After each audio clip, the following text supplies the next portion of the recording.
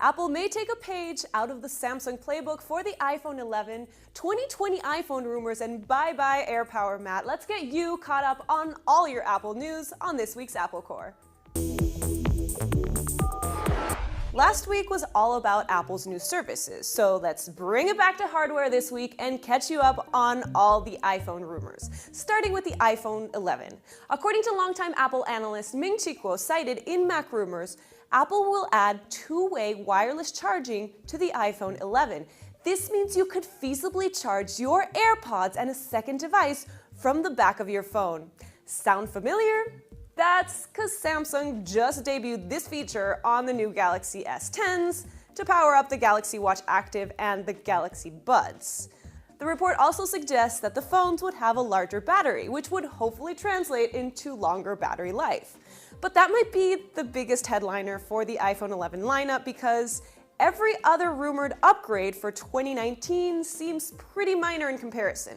According to rumors, Apple will stick with the same three-phone lineup and the same screen size and LCD display for the cheaper XR model. Another change could include a 3-camera array on the back of the phone with a super wide-angle lens and maybe a second front-facing camera, again, like the Galaxy S10 Plus, and a lot of other Android phones for that matter. But it's unclear whether these extra cameras would come to all the models of the new iPhone or just the Max. Now, less likely changes include a smaller notch, flat edges, and a switch to a USB-C port like last year's iPad Pros, as pictured here in this concept's iPhone video.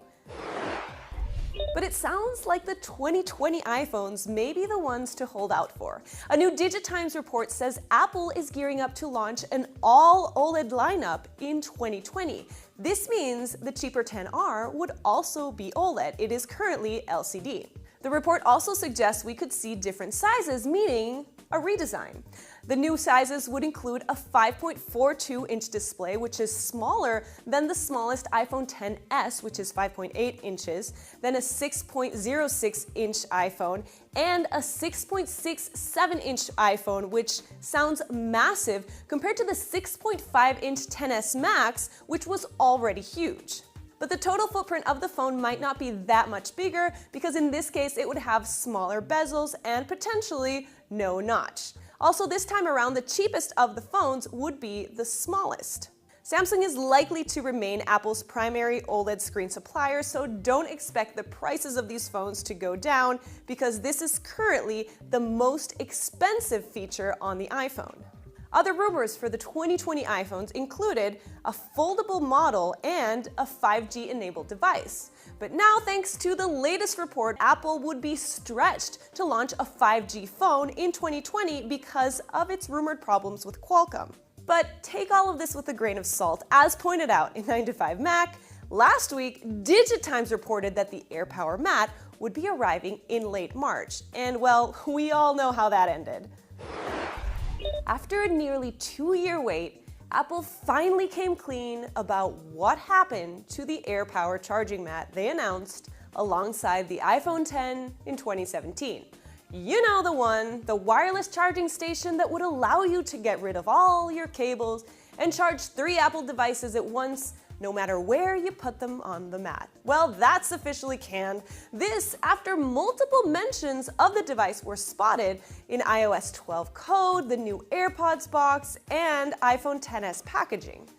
The company said it failed to achieve their high standards.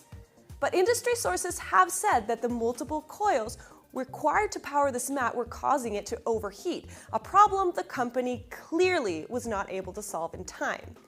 So yeah, this is embarrassing for Apple, but it may be a teachable moment, and next time they'll wait till the product is actually fully fledged to announce it on a stage. It's also better to scrap this device than to deliver a hot plate to consumers. Let's not forget Samsung's Note 7 nightmare with the exploding battery. Now, if you, like me, were looking forward to a cable-free future, this doesn't mean you have to continue living tied up. There are plenty of other wireless chargers out there, because while Apple was waiting to develop the AirPower Matte, other companies like Nomad have caught up to Apple's vision.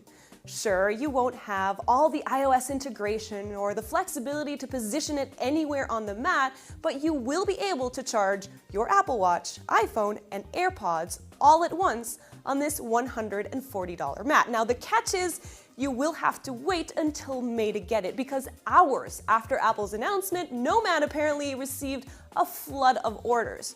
Or just skip this one altogether, because there are plenty of cheaper alternatives, like this one from Best Being, which is $30 and does pretty much the same. Now, our own Rick Broida has compiled his list of favorites on CNET.com, so make sure to check that out if you were looking for an AirPower mat. This week, the AirPods got a new rival, and they're from the same maker. Apple gave us an early preview at their new Powerbeats Pro, a truly wireless version of their Powerbeats 3. Now, like the AirPods, they have that H1 chip, which allows for complete compatibility with iOS devices and the Siri always on feature that you found in the AirPods. But unlike the AirPods, they have a much sportier design that will stay in your ear longer if you're doing any kind of activity, thanks to that clip that attaches to the back of your ear. You also get more color options, and they're sweat and water resistant. Our editor David Carnoy has already tested them out, and he says that the sound quality is also better, thanks in part to that in-ear design, which allows for better sound isolation. Now, the catch here is that they do come with a larger charging case, no wireless charging option, and they're $250. This makes the $160 AirPods sound like a deal. Now, they won't be available till May, but you can already check out our preview on CNET.com. That's it for this week's show, but let me know if you're still mourning that AirPower mat or if you're gonna go out and buy an alternative. And also come back next week for more Apple Core.